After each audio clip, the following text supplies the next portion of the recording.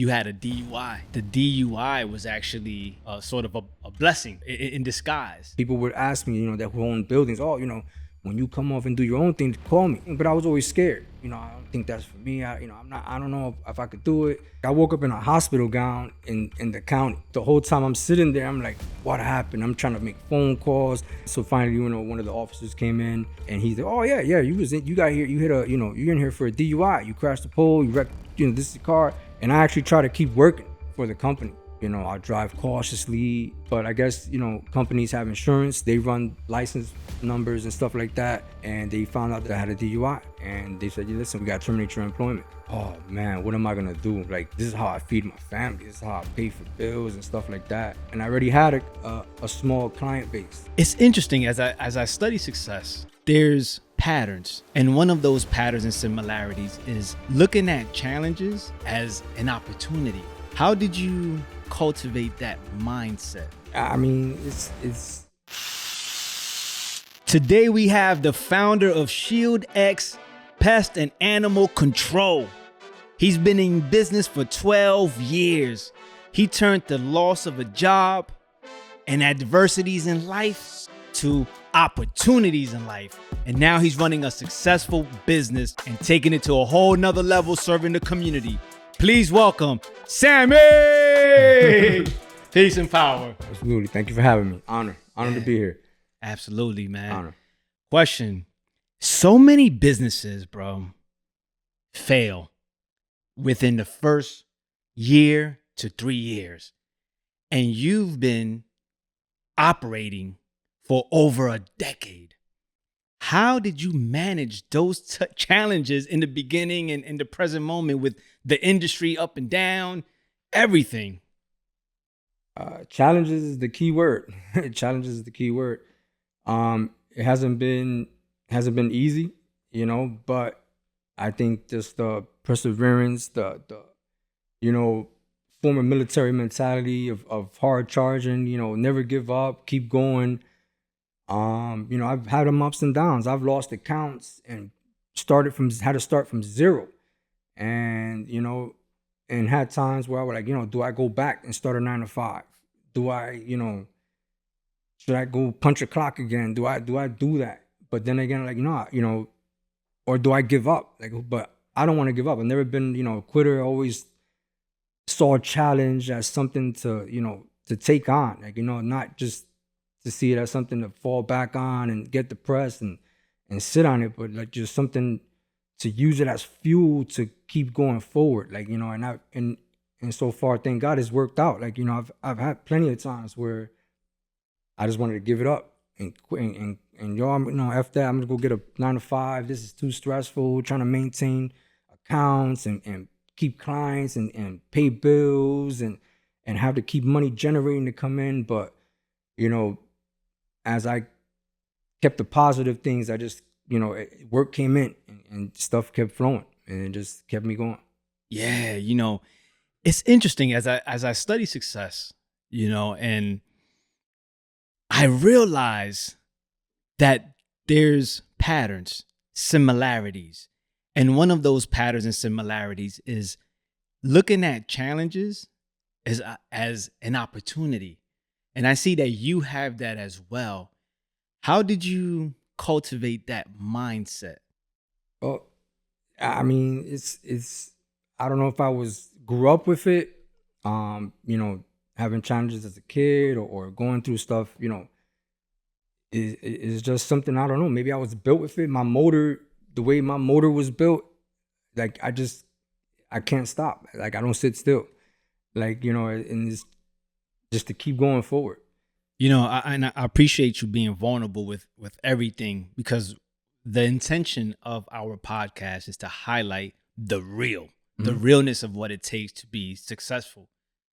For those who are struggling in their endeavors, they're thinking about quitting, or this is becoming too tough, or maybe the market, whichever industry that they're in, is slow. What wisdom or what advice would you have for them? Just figure what works best for you. Like okay, if you're, I do pest control, what market can I focus on? Like, where can I tap into clientele that I have already? Maybe tap into them and see if they can spread word of mouth. And that's how pretty much all my business has been built off, word of mouth. Like a lot of my conversations, phone calls that I get in, oh, I got your number from such and such, and I got your number from such and such. So I followed up with other people, with clients that I've had already. I've printed out thousands of business cards. I've picked neighborhoods and just went business to business, hit the ground and just contact with people. I just, like I said, if times are slow and your business is slow, it's not time to sit down and think back of, and cry about it. It's just, what can you do to elevate yourself and get yourself out back on track and to focus on, and generating, clientele or business or whatever it is that you got to generate. But it's just like focusing on certain aspects of your business that where can help you bring the business back, back in. Yeah, what I'm hearing is a few things. Number one is being resourceful. There's this saying that it's not the lack of resources that's an issue, but the lack of being resourceful with the resources that you have. And that's what you're speaking to. And also being creative. So it's like, okay, how do I pivot? How do I adapt to the challenges within my business? What are some of the challenges that you faced? I know you mentioned at one time that you had a DUI and how that the DUI was actually sort of a blessing or in disguise. Talk about some of the adversities that you faced while you were building your business. So how did you even get to becoming an entrepreneur? Let's talk about that. How did you even get to becoming an entrepreneur? Well, I started working for a pest control company. I started there. I was working there for 6 years. And as I worked there, I've developed relationships with different people. I've done accounts at hospitals, food distribution centers, schools, all types of areas. And, you get to become friendly with different people. You get to know you've been doing these accounts for years. They know you already. And, some certain times people come to their approach, oh, can you do something for me apart from, where you work at? And can you do something on the side or something like that? Absolutely. And and over the years working there, I built a lot of relationships, with different people. They've given me opportunities to do jobs for them and stuff like that. And people always ask me, oh, when you're going to start your own thing? But I was always scared, never like, no, I don't think that's for me. I don't know if I could do it, this and that. But at the same time, I was still preparing myself for that, because I bought myself a little truck on the side. I would park my work company vehicle, jump into my other vehicle, and then go back on the road, come back late at night. And it just so happens, one night I was out doing work, hung out with a friend of mine. We had a little bit much to drink. We crashed to the pole. Next thing you know, I wake up in the holding cell downtown. Like what happened? Mm-hmm. Like, what did I do? Like, I woke up in a hospital gown in the county. Like what? Like, you know what that is? Just to wake up and you're like, you don't got your clothes on. You don't know what happened the night before. So I'm just sitting there like, what did I do? Don't lose your thought. I actually know exactly what that's like, because I woke up the same way in a complex. So I know exactly what you mean. But go ahead. Yeah. So the whole time I'm sitting there, I'm like, what happened? I'm trying to make phone calls, like find out what happened to me. I'm calling, my mom. I call, certain numbers that I can remember by heart, and like, find out what happened. So finally, one of the officers came in, that knew my pops, and he, I knew him from like, from the streets and stuff like that. And he's like, oh yeah, you got here, you hit a, you're in here for a DUI. You crashed the pole, you wrecked, this is the car. And I'm like, oh man. But at least, it gave me peace of mind that like, all right, I didn't hurt nobody, because like I said, I was in a hospital gown and I can't remember anything. I do remember like in and outs, like of, when I got taken to the hospital, but that was it. I didn't know how I ended up in the, in the precinct downtown. And then long story short, went through the whole court process, stuff like that. They hit me with the DUI, and I actually tried to keep working for the company. Like, I said, I'll just keep my head down. I'll drive cautiously. But I guess, companies have insurance that they run license numbers and stuff like that. And they found out that I was, that I had a DUI. And they said, listen, we got to terminate your employment.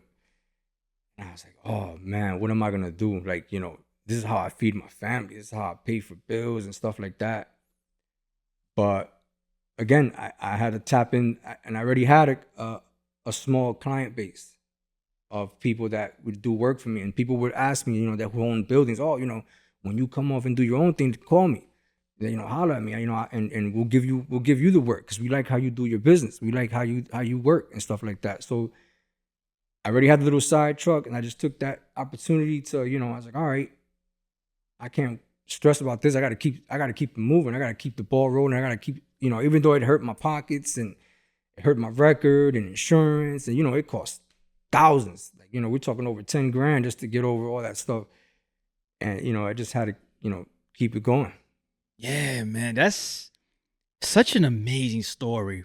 I want to unpack a few things. Number one, people were coming to you for side business, right? And we're also telling you should start your own thing. And if you do, hit us up.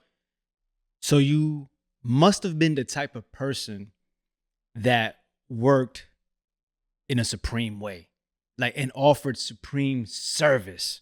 So I think that that's something that's important to highlight, because I always say one of my messages, right, as an empowerment speaker and coach, is to be the best version of yourself at all times, right? Understanding that it may look different in certain times. But I think that that's something that really people need to know, that you may not know what you want to do in life. Like, you didn't know you were going to operate and do your own business, but you were doing your best in the present moment. And because of that, you developed and attracted a clientele and an opportunity. You didn't even know while you were doing your best work that you were attracting an opportunity. Can you speak to that, about just being someone who does their best work and why that's important? I've always felt that way. I always tell my kids the same thing. Like, my oldest son, he's graduated college, he worked, but when he started working, I told him, listen, whether you're cleaning toilets or you're working at an office job, if you committed yourself to a job or something that you committed yourself to, give your best to it. Like, you never know what is gonna come from that. Like, you don't know, like, and again, I'll go back to how I started with the pest control. I got in that pest control in the field. We're going through a temp agency, and I wasn't working at the time. I bounced back and forth from job to job. It was Christmas time. I got into a temp agency, and they told me, oh, listen, the only job we got is putting up Christmas lights for a company in Midland Park. So I was like, all right, whatever. I need some work. I'll take it. So as I'm working there, I'm, putting up these Christmas lights. It's cool. It's Christmas time, festive time of the year. And I didn't know I was working side by side with the owner of the company. So I'm helping him out. We're installing, the lights. And he goes to me, hey, Sam, what are you doing? You're not like these other guys. Like, what are you doing here? Like, what, like, you're not like these guys. You're not like the rest. I said, no, I just got to make some money. I got to put food on the table. And then, and that's how I got into the pest. They hired me. They wound up hiring me. An opportunity popped up and they hired me.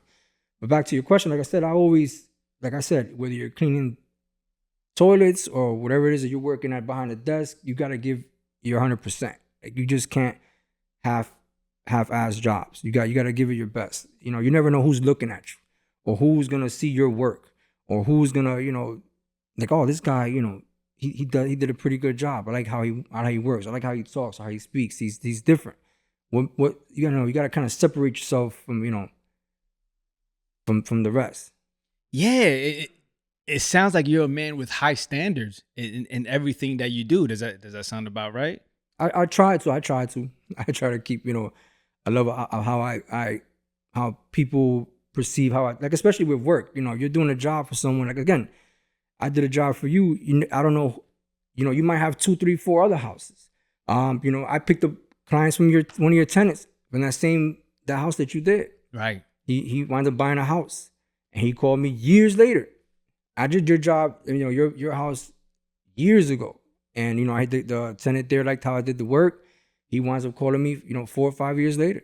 Yeah, you And see? it's just, you know, it's just how you present yourself. No matter what it is that you do, you got to present yourself a certain type of way. Because some people are like, oh, you know, I don't like, you know, I'm just doing this job to make some money. Right. Like, I'm just gonna get through it, whatever. I don't care. It doesn't mean nothing. You know, I'll have fast. I'll just do, you know, just get by and go home and stuff like that. But like, you know, and it's hard.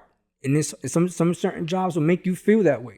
But how can you not, you know, you got to give it your all sometimes. You just got to think differently. You got to think that something's better. Like something's going to come out of this. What am I going to get from this position? What is it showing me? Is it showing me that, okay, I need to, you know, find something better or something, you know, you got to figure something out. What are you going to get from it? Yeah, I think having high standards is important, man. It's one of the reasons why I partnered up with Lewis, who's our producer and videographer. Like he takes, you know, we're up and coming podcast, right? In the beginning stages. But bro, whether we got 0 followers or 1,000,000 followers, like when it comes to videography, editing, and you've seen our work, right? Mhm. Check us out on Raw Success Podcast.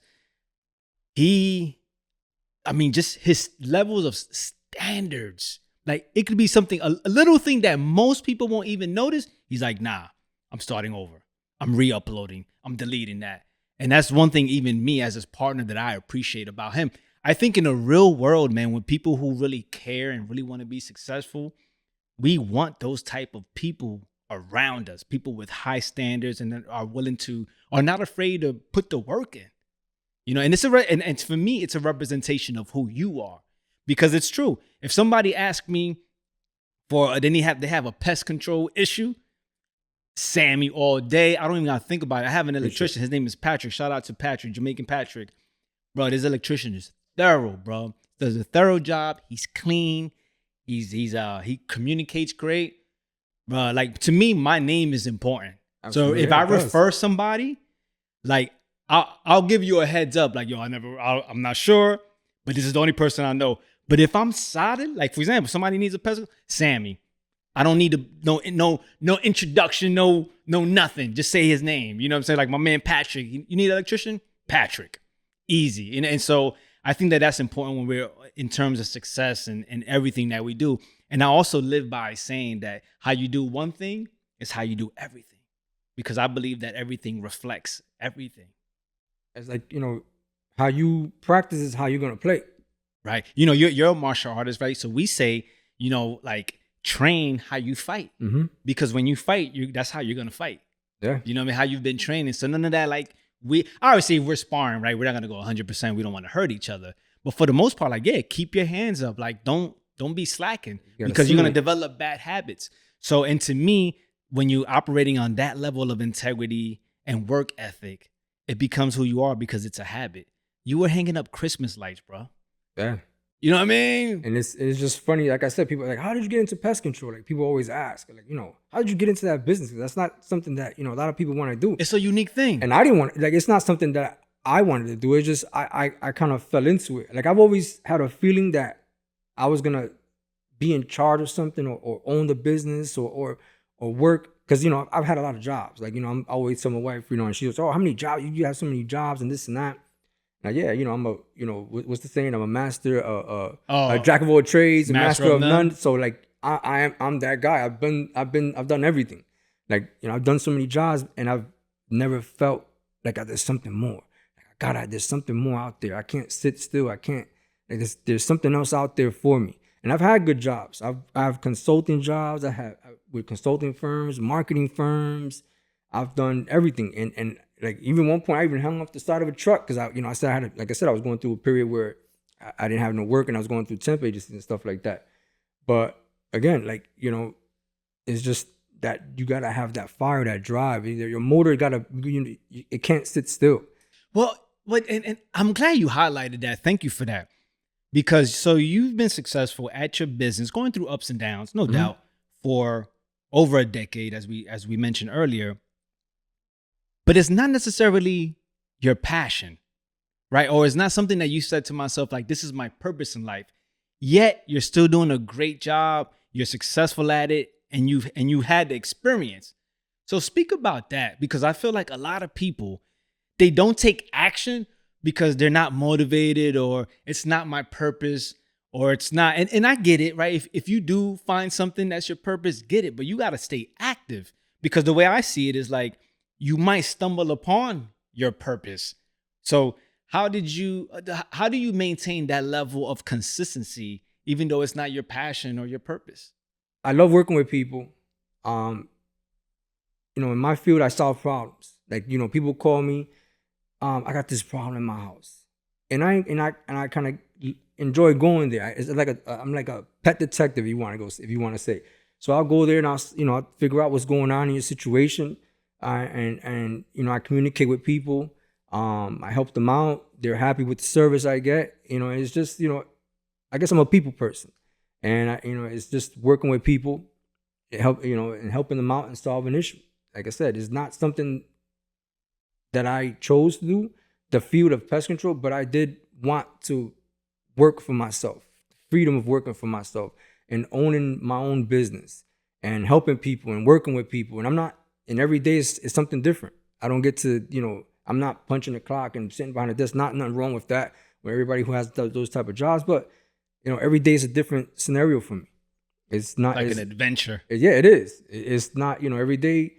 And sometimes I even go to it, if there's no problems, it's kind of like, I like when the bigger the issue, the more, I'm involved with it. I like to be involved with it because, like I said, it's just about solving a problem, helping someone out, at the same time, you're generating business for yourself. One of our audience members had a question. What is the craziest thing you've seen as a pest control person? That's a common question. A lot of people ask me that. A lot of people, when I tell them what I do, I do pest. Oh my God, like, how is that? Like, what's the craziest thing?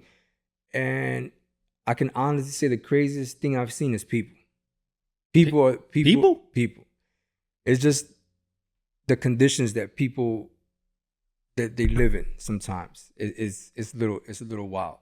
Yeah. It's a little crazy. Like and it just creates a bad situation in homes. Like homes I've seen some messed up situations. Well, like hoarding, just sanitation wise, just like the level of people, and it comes from all aspects, all areas, all neighborhoods, all areas, everywhere. It's just not specific to certain, but like I would honestly say like people. I'm glad you highlighted that all areas, because one of the businesses that I had a client that was in a very well-to-do community. And when I went in that house was so dirty, bro. I was actually shocked because I realized that I fell for the stereotype that like almost like only dirty people are in like low-income communities, which is where I come from and you come from, right? But I was like, yo, that's not the case. You understand what I'm saying? So thank you for highlighting that. Like, yeah, man, it's dirt. Being dirty or being unorganized, that's a universal thing. Absolutely. Because I feel like when outsiders who fall for that stereotype may see one of us and maybe just assume that because of where we come from that, we may live like that. You know what I mean?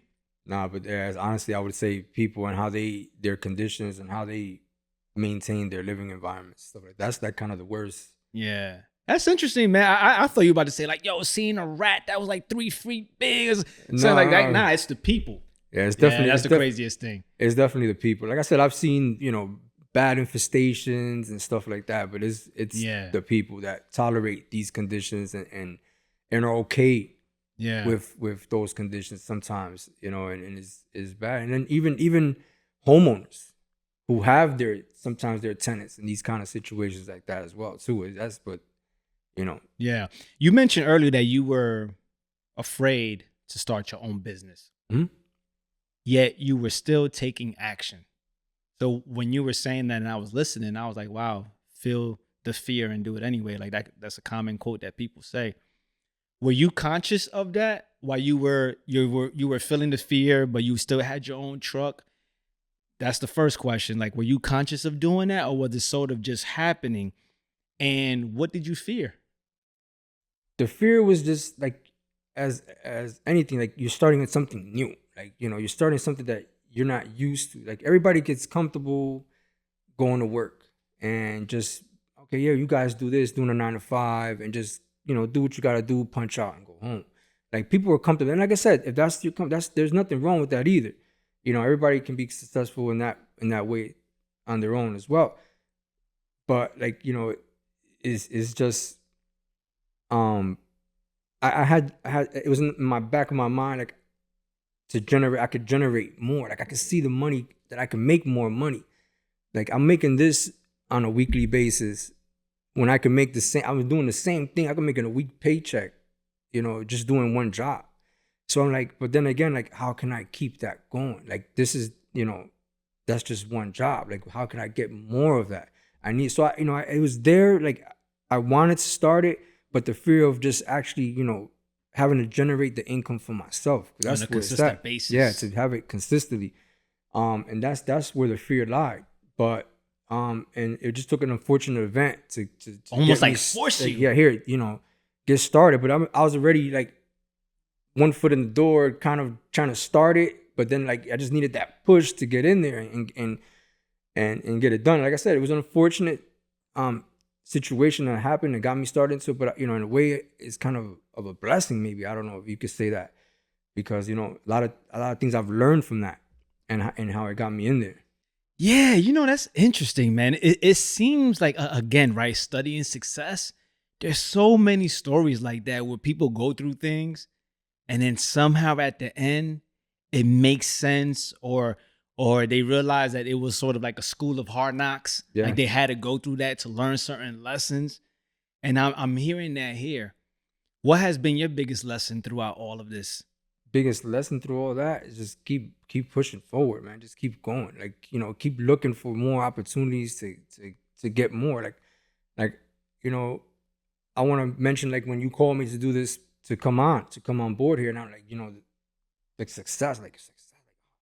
He's talking about success.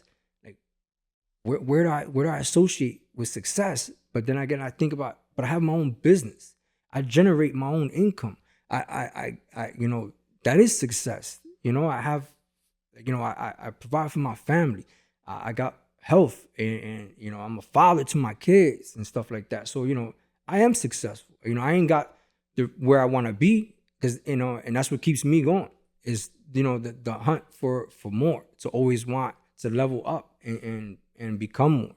Yeah. So that's why, in a way, like, I am successful, I can say, yeah, not in a way, bro. You are successful, period.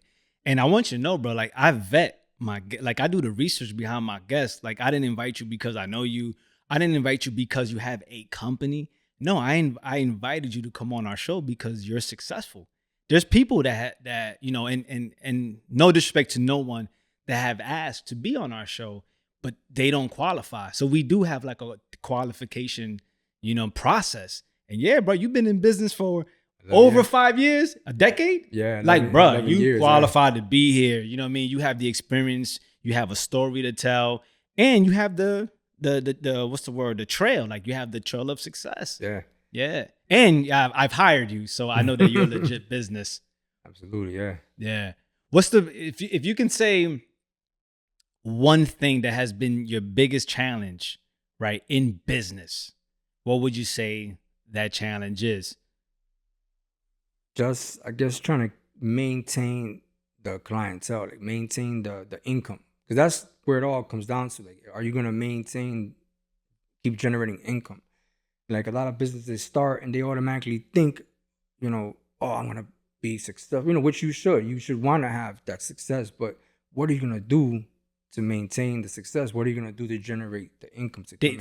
Some people say that's the toughest part, like not just becoming successful, but actually keeping it. It's almost like keeping the crown, like getting the crown. They say that's easy. Can you keep it? Yeah, because, they say after 5 years, if you made it past 5 years, you'll do good. But after that 10-year mark, like, okay, that's where the challenge is, because now you have to maintain. You got to level up. You got to try to keep on, how you're going to bring in different avenues and stuff like that. And I've maintained my clientele. I've picked up new clientele from the clientele I've had. I'm constantly, I walk around with business cards in my pocket. From the gas attendant to the waiter at the restaurant. If you come cross paths with me, I'm giving you a business card. Like, I'm constantly trying to, my mentality is like, I gotta constantly keep this going, keep this flowing, keep it going. And because that's the biggest challenge is trying to maintain, your clientele.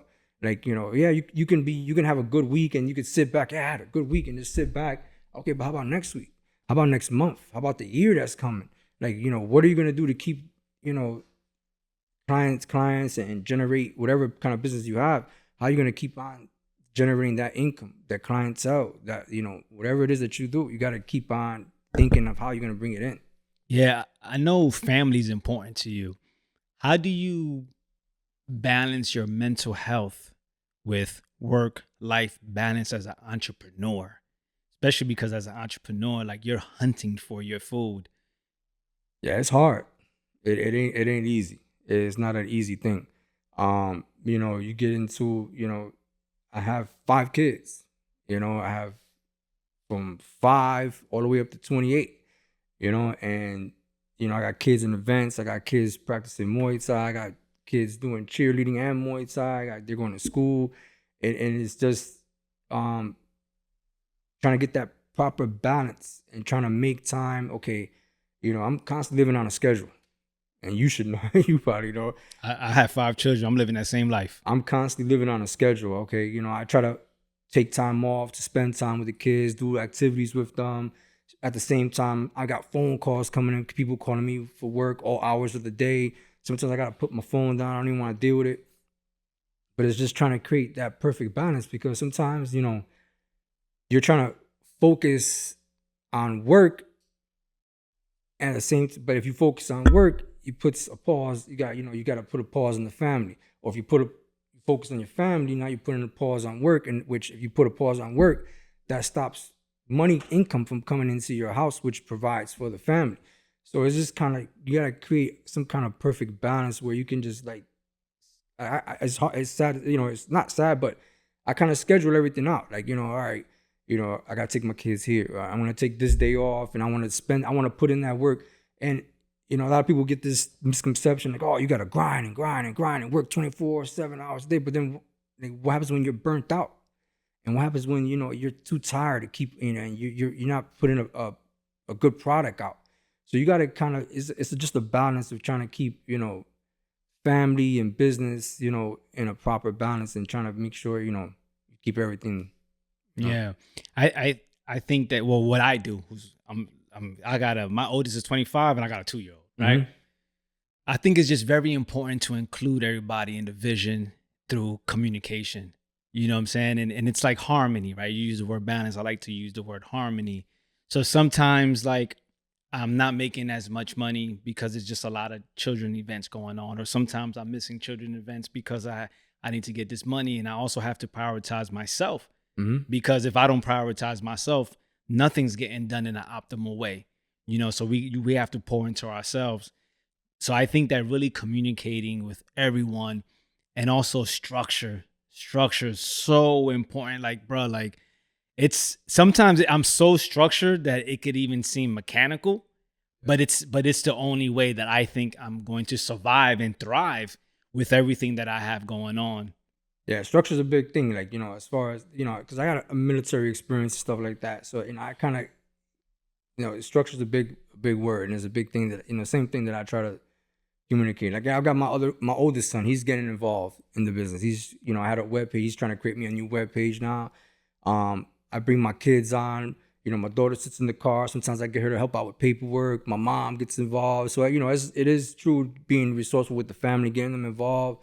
My wife and everybody, being supportive, with the stuff I do. And it's just, it takes a lot of, and it's true to getting everybody involved. Yeah. To help out. And sacrifice. Like, yeah. Because, like, I work also, right? And so, like, I got offered overtime yesterday, but yesterday was my wife born day. Mm-hmm. And so, I'm like, nah, it's my wife born day. I ain't working. We need the money, right? But nah, this is an important day. So it's also knowing, like, for me, it's also like knowing when to say yes to certain things, and knowing when to say no to certain things, right? They also asked me to work today. No, this is podcast day. I'm not, nah. You know what I'm saying? Like, I don't care what's going on. You know what I'm saying? So yeah, I get stuff like that. So yeah. It's just like, it's finding a harmony, and then also being like really knowing your values and principles ahead. So I'm still growing and I'm still learning, and my values and principles that I live by, my philosophy of life is still evolving as a man, but I'm rooted and I'm solid. So like the answer a lot of time is the answer already is in place before somebody even asks me the question, depending on what it is. You know, there's certain people that I may not pick up the phone at certain times. Certain people, I'm picking up the phone whenever, however. You get what I'm saying? So Absolutely, it's yeah. like, I really, yeah, yeah. I think men like us have to like plan in advance with so many things, while at the same time, because I have been too rigid, I've been told, especially by my wife, you know, sometimes we just gotta make sure we're not too rigid, and do allow room for some flexibility, and you know, things that happen, Yeah. things that may happen. But I have the luxury to do that, right? Because although I have multiple businesses, I also have a steady income that's coming. But you, as an entrepreneur, strictly solely hunting your food, and months are fluctuating and income is fluctuating, everything is Yeah. fluctuating. You don't have that option. So what do you do? It's hard. Like again, it's complicated because some days I'm running 7 days a week. Um, and I have to say, I can't. I have to make a clear choice. Um, do I choose the money or do I choose happiness? There's certain times like, like I said, I work 7 days a week. Um, Depending on the size of the job and stuff like that, I'll come out like, listen, I'm working 7 days. I'll talk to the wife and kids like, listen, we're gonna work. I'm gonna work Sunday. Hopefully it's not that busy next weekend, and we'll get together and we'll do something. We'll go out as a family. But and it's just again communicating with the family and letting them know that I'm sorry, I gotta go, you know, Yeah. make the donuts. I gotta go get out there and get this work. Yeah. Get this Yeah. working. And you know what, too? Like, I'm big on the representation of masculinity and communicating what that looks like, especially because where we come from, unfortunately, a lot of us didn't grow up with our fathers and positive male role models in our lives. So I think it's also important, man, for your children to see what a hardworking man looks like. Someone who sacrifices, and someone who's been through adversity and had multiple things going on, things he didn't like to do, but he did it for the Mhm. family. I think that also speaks volumes. So sometimes saying no, right? Your children are getting that example, because the truth is, right? They're going to grow up, and I know some of them are already grown and experience hardships in life too. And now they have a reference point like, I remember dad didn't make all the games, or I remember dad was working 7 days a week, coming home tired and everything like that. So I think that you also set the tone and standard of what a man does, bro. Especially in this day and time with all these weak men, soft men, and men that are not handling their responsibilities and duties. And I salute you for being that type of man. Get it. I bring my kids to jobs sometimes, and I let them see, what type of work I'm doing, and they're excited. They get excited, because when I was a kid, my pops, that's how he showed me how to, generate money. He bring me to work, and he said, oh, you come help me to work. Um, I'll pay you such and such dollars, and boom. And I said, oh yeah, and that's kind of like, I guess, got me rolling from as a kid. When my father first showed me that, and he worked at the Father English. The Father English is powder there. So he had me working over there as a kid, cleaning up, and then I had uncles who involved me in work and stuff like that. So it kind of like showed me, gave me that work ethic, and I want my kids to have that same work ethic. You know what? You may not notice or realize this, so maybe you did. I'm not sure. But the seed might have been planted. The entrepreneur seed might have been planted back then. It could have been. You know what I mean? Like realizing, like, oh, okay.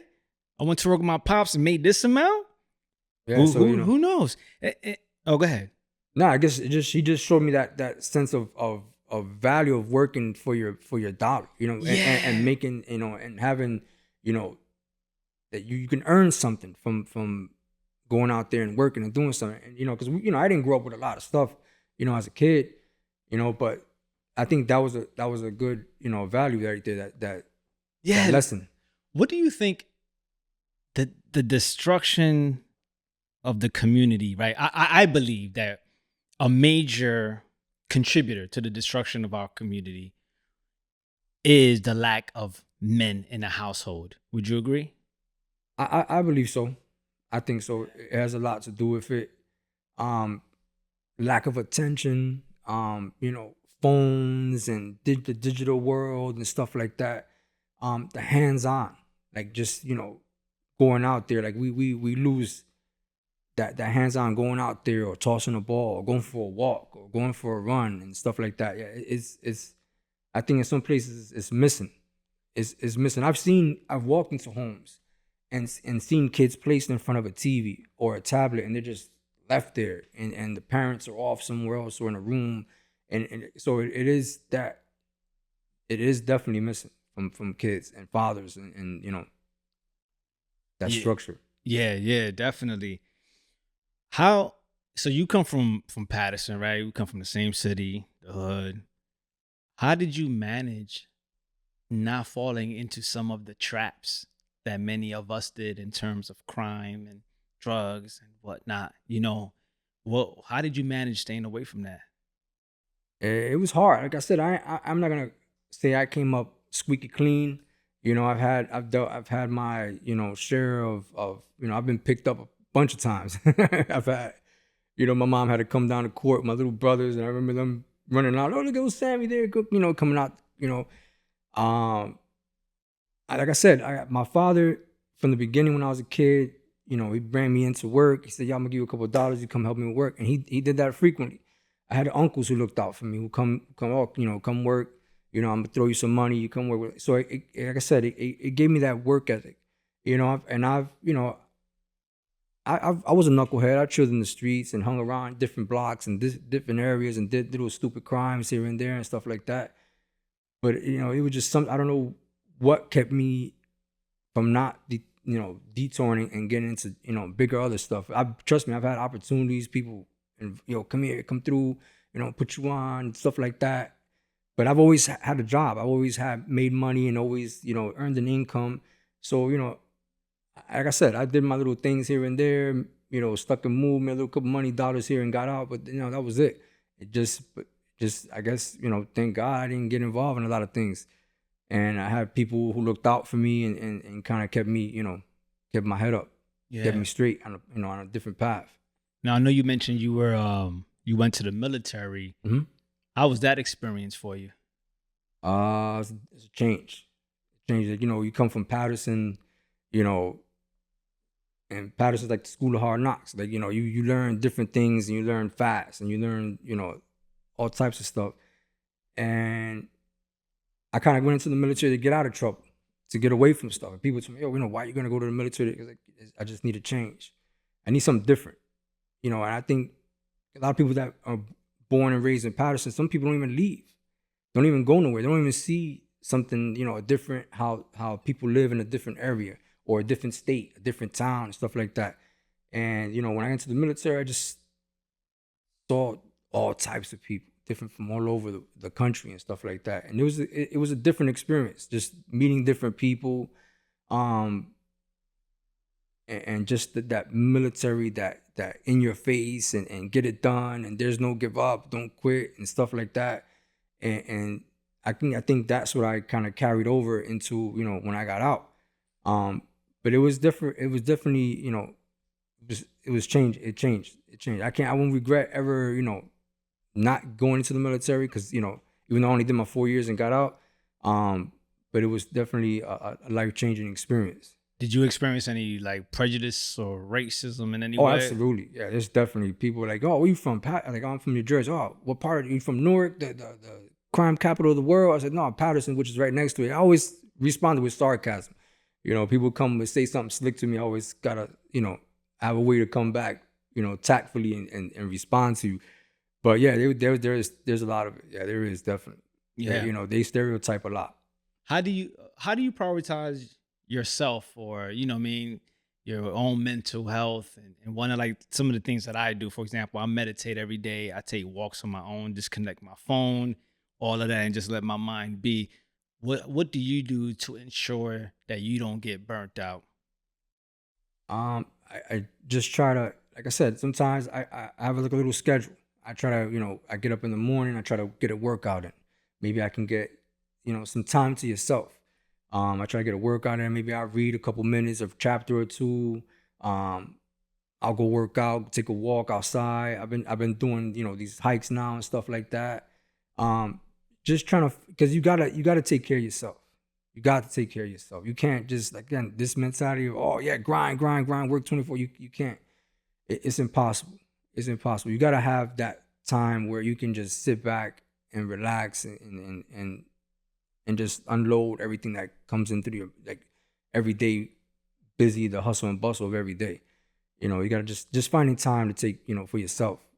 If you can go back in time to your 20-year-old self, knowing everything that you know now, what would you tell yourself? And there was so many things that I would tell them: don't do this and don't do that, and focus on this. I wouldn't be where I'm at now if it wasn't for the things that I've gone through. I could say that. So how do you change that? How do you change your path? Because you wouldn't be where you at now if you didn't go through the stuff that you went through as when you were younger in the 20s. So if I told myself something, then how, maybe it'll change what I am today. So that's kind of that's why I think it's hard to answer that question.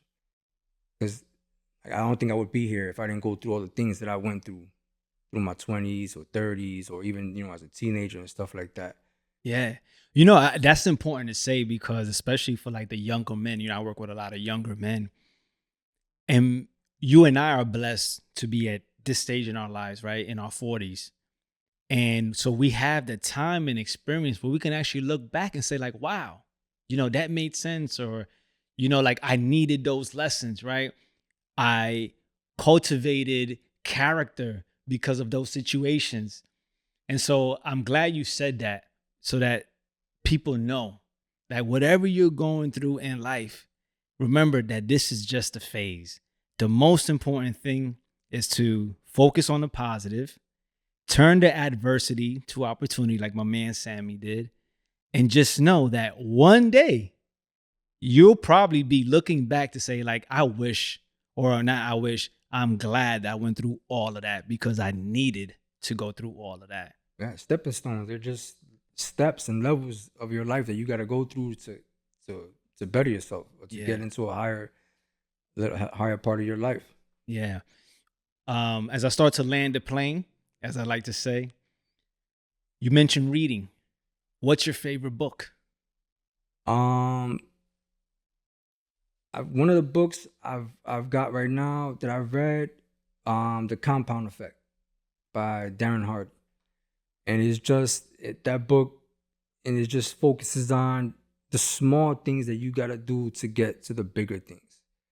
Little by little. A lot of times people are afraid to start something. I was afraid to start my business, but I was taking the little steps that I needed to get to where I needed to be. And because I took them little steps, when something happened to me, I was already in place. I was already set up. But sometimes, we need to do small things, just little writing. It could be just writing something down. There's a thing in the book describes something called tracking, where you just write small little steps that helps you little by little generate this power or the speed or whatever it is that you got to get, so you can get the bigger things. So the compound, and it breaks down a lot of stuff like that. Just getting started, whether it be diet, starting your own business, where anything, saving money. It could be a bunch of things. Maybe you got a bad habit that you're trying to quit, and it's just the little tiny steps that you got to take to get to where you want to go, to reach your goal. And it's, The Compound Effect is a pretty good book. Indeed, and we'll have a link for that book down at the description below. Bro, I track everything, bro. You know what I mean? Some things I've tracked it already, so I don't track it currently. But I'm talking about if I added an extra 5 pounds to my bench, I'm tracking that. I think that tracking is important to make sure that you are on the right trajectory in life. And that's what tracking does. I feel like if you don't, you can either say stagnated, or it's guesswork. And a part of it, especially in the beginning to everything, there is a part of it where you're sort of guessing. You're not sure. Yeah, I don't know how much I could bench if I'm benching the first time, right? But then after that, you start to track and different things. So I think that that's a powerful tool. Yeah, and it talks about so much, a lot of books are all kind of relate and say the same things, but they just say it in different in different forms. Like especially with goal setting, or even, you know, you have a day of schedule. Like I like to write my stuff down that I gotta complete, and as I go down the day, I check off. I did this, I did that. Oh, I had a productive day. Like this day was pretty good. Let me start it for tomorrow. All right, I gotta call these people. I gotta text these people. I gotta email these people. And it's just, you know, boom, boom, boom. I start to track off and sign off. And you know, some people I miss. Some people, if whoever watches, they might, oh, he missed me. He didn't track me that day. But some, you know, I try to get to everybody, and everything that I get to do, I can try to write it down and get to it that day. There's so much that, you know, the book talks about, and just getting started. It's all it is, just get started. And you know, indirectly, right, that's also behind all of that you mentioned, is the feeling of accomplishment. And I feel like life is not just about how you feel, but we can channel certain feelings in a productive way. So just feeling accomplished starts the momentum. It's just a great way to end the night and also start the day when you feel accomplished or you feel positivity, energized. Exactly. And it affects everything that you do. Yeah, I'm a big person on energy and creating energy and manifesting energy and stuff like that. I believe in that totally. Like I'm a big believer in that. And that was another thing that kind of helped me out also. Like, you know, when accounts went bad, I'm like, yo, I'm not gonna, you know, because it'll get to you. You'll sit there and think like, oh my God, like what am I gonna do? Like I lost accounts, or you know, it's a slow week. But I'm like, all right, I figured out when I get outside, I generate energy. I create something where and phone calls start coming in. I'm going around passing out cards. I'm talking to people. I'm creating energy, and it's coming back to me. So I'm a big believer in that. Back to rehash a question that you probably asked me, like, what do I do when times, you know, when I feel like, you know, I lost clients or things like that. But you gotta create that energy. Stay busy. Get out there, and you'll see that it comes in. It comes in. You gotta manifest it and generate it and create it. It ain't just gonna happen just sitting there and thinking about it. That's profound. I really hope people get to see how profound that is. And I'm gonna tell you why. Especially in this day and time where everybody's depressed, everybody has anxiety, Everybody's right? got something. And for those who are clinically depressed, like, you know, we wish them well. I'm talking about people that are using that as an excuse, whether they know it or not.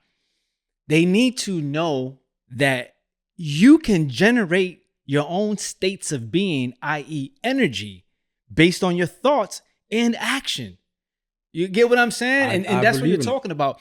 So what strategies do you offer, or what do you do to generate that energy?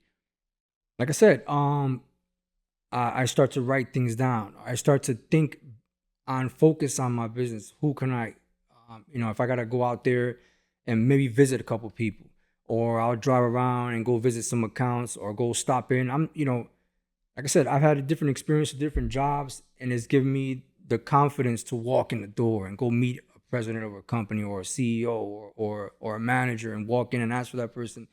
And like I said, I'm old school. I write things down. I know we live in a digital world. Everything is, you know, stuff like that. But I like to go meet and greet. I like to go shake hands. I like to go open doors, go through and stuff like that. And sure enough, if I go pass out 20 business cards and I get one call, that's something positive right there. You know, so it's just, you gotta be proactive. You can't sit back and just wait for something to come in. Like, oh, I wish that I get a phone call, or I hope that some kind of business comes in. No, you can't. You know, wishful thinking it comes very, very few. Yeah. You know, it's just, you know, but you gotta kind of create that energy. You gotta go out there and get it. And the way to do that is action. You know, a lot of people talk about the law of attraction, right? But if you look at the word attraction, there's two words that I like to say. There's traction and there's action. So in order to attract what it is that you want in life, you gotta develop traction through action. Absolutely. Yeah, man. I think that's so dope. I'm also big on energy. Whether you're big on energy or not, you are manifesting with your energy. It's just that you may not be aware of it. And so what we're talking about doing is being conscious of it, right? So that you can actually start using it as a tool, but you're manifesting with your energy. And it doesn't mean that, you know, you're an optimistic person and nothing bad happens. We're not saying that. We live in a world of reality. We get it. However, it also doesn't make any sense and doesn't benefit you in any way to focus on the negativity. Absolutely not. You know what I mean? This is what's it gonna do for you. Nothing. What are you gonna get out of it? Right. Like you're just gonna, it's just gonna keep you in the same position that you're in now. And you know why? Because when you start to think about the positivity, it appears. So if you're in a negative situation, right, and it's tough, like even for me, like it's a fight. At this point, it's a fight between my mind, how I'm feeling, and the actual circumstance, right? Like, yo, I don't know how I'm gonna get out of this Battle. right? But it's a battle. You know what I mean? But you have to be a warrior in life, and when you focus on the positive, you start to then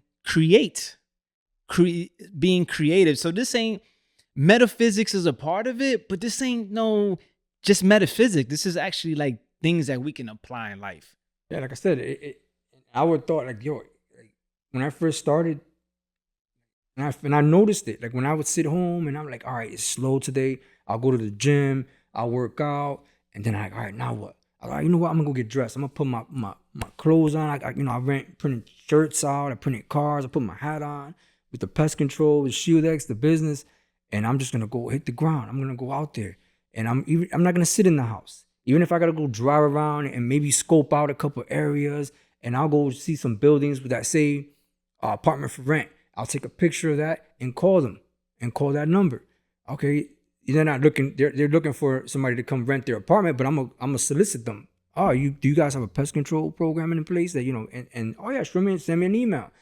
Boom, I created something. I started to generate. I'm trying to create something out of nothing, or there's nothing going on that day, but at least I'm getting stuff moving. Yeah, and what people may not see, and I hope you're seeing this, it started with just doing a positive habit. I'm gonna get down and do some push-ups. You'll be surprised, like, again, how everything is connected. Everything is connected, bro. You know what I mean? There's a book that talks about how just by making your bed in the morning, how that starts you off to be successful. Just by a simple task like making your bed, right? It just puts you on the momentum to get to the next level. And even in your house, you clean something up or straighten some things out. Right. Just creating, just not sitting down. You got to get that motion, get your body moving. Indeed. Get stuff moving. Yeah. And at the same time, prioritize rest when you need it, right? Mm-hmm. Yeah, because you can't perform well without the rest. I need my rest. I need 6 hours because you can't get burnt out. This, like I said, there is people that try to say, oh, you work hard and keep grinding. You don't, it's impossible. Yeah, I'm gonna keep it real. Like at one time, I used to be one of those people that used to be like, yo, sleep is for suckers, because I heard people, right, and entrepreneurs saying it or whatever. But it took me, I read a book, man, I forgot the name of the book. This is why books are so important. And it really spoke about how rest is a part of performance. See, that's how I needed to hear. If you would have told me, yo, True, you need to prioritize rest. Listen, I got bags under my eyes, right? I know that. I'm a high performer. I got bags under my eyes. It is what it is. But if you tell me, yo, True, you need to get some rest, I'd be like, Sammy don't know my life, right? Whatever. But the way the book articulated how, rest will help you perform better. I was like, oh, now I'm listening. You understand? So really, and that may sound super simple, but the way the book breaks it down, how like resting really allows you to perform better. And I'm biased towards action, which I know you are too. So absolutely, rest is important. I'm a big believer in naps. Indeed. Nap taker. Indeed, I took a nap before this podcast. I take power nap. I'm a big power napper. If you see me on the side of the road, I'm taking my power nap somewhere, in the parking lot. Yeah. But this is good, right? Because I want people to see this is what a person who's been in business for over a decade, who's been through adversities in life, and he has a family, 5 children, and everything that he's balancing. Like, this is what it looks like. Taking power naps, right? Passing out 20 cars, only one person may call, driving around looking for, like, this is what it takes to be successful. Man, have you ever heard of Murphy's Law? Yeah. Right? Like, anything that could go wrong will go wrong. And it's funny because sometimes you feel it. Like if I don't do that, this is going to happen. So I'm not going to do that. Let me do the opposite. Like, like I said, when I do accounts and I do people's houses and stuff, like, I feel like someone's watching. So because of that feeling of someone's watching, I'm always want to do my best job. And because of that, that's why I think I try to do the best work for people. Like, you know what I'm saying? And it just helps out. I guess, you know, being the fact that someone's watching and it kind of forces you got to do your best work. No, I want to say, man, that's great, because like that's something that I was taught early too. Like whenever I'm doing something, like act as if somebody's watching, even when nobody's watching, and it sort of keeps you like in line with integrity, right? So you know what's amazing about your story, as I'm listening to the parallels of things that have been going on with Murphy's Law, you break it. You know, you're not a victim to the negative circumstances and the negative things that happen. You are proactive, like you mentioned, and break the Murphy's Law cycle, even when it happens, man. So yeah, you're like, you know, a true fighter. Yeah, it's just that feeling of being down, that feeling of depression. That it's not a good feeling. Like it makes you sink in, and it just makes you feel like sunken. And I don't ever want to feel that. So that I think gives me the fire to like always be the opposite of it. Because the moment I feel it, I'm like, I gotta get rid of it. What's causing it? What's making me feel in this place? Because I ain't gonna say that I walk around here like fuck. I mean, excuse my language, but like positive all day long. Yeah. But because there is times like, you know, things, you get bombarded with stuff. Things come at you, they start hitting you all at once. You know, the saying goes, when it rains, it pours. But like, what can I do to go in the opposite direction of this cloud that's over here? Like, I want to go this way. Like, you know, how could I do that? And I'm automatically boom, boom, boom. And sometimes I get caught up in myself. Like, how can I keep that feeling always? Like, you know, when you get that feeling, like, you know, you're back against the wall. So then now you're doing whatever you got to do to get your back off of there and come off the ropes. How do you capture that feeling so you could have that all the time? Yeah. You know? I know so many men that are, you know, I'm actually thinking about somebody now who are in that negative state, right? And they're having trouble getting out of it. What words of wisdom would you offer to anyone that's in that state currently now? It's hard because different people accept words differently. And you gotta kind of adapt to what encourages, you know, A, B, or C. You know, I would have to like analyze that person and go off of what it is that's making them down and what's causing them to be that way, so I can just, you know, make them think opposite of it. And it's hard because the saying goes, you could lead a horse to water, but you can't make him drink. And it's hard sometimes, but you know, it's just a matter of, you know, what's causing it. You know, like I said, I can't, it's like, you know, so like put one, you know, point on a person because you don't know what it is. But you got to do the opposite of whatever it is that's causing you to be down. You got to try to get to the opposite. Yeah. Go the different direction. Like, you know, whatever it may be. If it's money, then, you know, it is, or if it's a diet, or if it's a person, or if it's this or that, you know, you got to kind of do the opposite and find little things that creates positivity in your life. Yeah, yeah. Like, we can't just focus on the negative part of it. What can you find, whether it be the smallest thing, the compound effect? Again, these little small things that can help you elevate yourself from getting out of that negative hole. Yeah, I agree. I think that you mentioned the little things, just doing the little things, getting out, going for a walk, and getting some sun. You know, I work out. I believe people probably think I'm bugging. I believe working out is like medicine. Absolutely. To a lot of things. You know, you put some headphones on or not, get down and do some push-ups, because this is the thing, as a NLP, neuro-linguistic practitioner, I understand scientifically and experience what just the hormonal, like just the hormones of doing something challenging physically, at the same time, something that's positive and will build you up.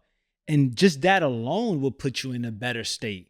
And when you're in a better state physically and physiologically, then that will help and inspire you to be in a better state mentally. Yeah, people get caught up in their head too much. Right. And especially, you know, you get caught up in their head. It's just trying to get out of that. Exactly. Because I'm in my head a lot myself. Me too at times. I think I even spoke to you one time. I don't know if you remember, but like, as I was asking you, like, is it okay to answer your own questions? Yeah, I remember that. Like, you know, I create scenarios and I answer them myself. Like, and I was like, damn, I just found my own answer. Like, you know, I kind of figured it out. But everybody's not built that way. You know, people are built differently, you know, and some, it's just like I said, sometimes I'll just do pull-ups, or I got a punching bag in my house. I'll hit the bag a couple times if I feel a certain feeling or something like that, and boom, boom, boom, boom, boom, boom. All right, that's over with. Let's keep it moving. Or I'll do some pull-ups, like you said, push-ups or something like that. It's just find whatever you need to, it could be working out, but it just can't be negative. Yeah, and I don't think you can't fall to the negative things. Like people, oh, I'm just gonna drink, or I'm gonna go eat, or I'm gonna go shopping, or I'm gonna go do this. Like you can't fall to the negative, because now you're sinking yourself deeper in a hole, and now you got to dig out of a deeper hole. Like you got to find something positive. Whether you go talk to someone, maybe find a friend, go for a walk, you know, or if shopping is your thing, instead of shopping, go to the mall and walk. Go walk around. If that's a positive thing, you know, and if you can find the discipline not to shop, you know, just using that as an example, but just find something small and positive that can take you out of whatever it is that, you know, got you in a negative hole. Yeah, because what people need to understand is like through choice, right? That's why one of the reasons why my book is called The Power of Choice. A choice causes a spiral effect. So somebody might say like, bro, I don't know how to pay my rent. How is doing some push-ups going to help me? Well, this is the thing, that one positive choice, opposed to maybe going to get a drink or whatever, right? And hey, listen, do what you do. That one positive choice can create momentum, compound effect, or a spiral to maybe assist you with coming up with a solution or an idea to get the creative juices going, because now you feel better, you feel good, now you're more optimistic.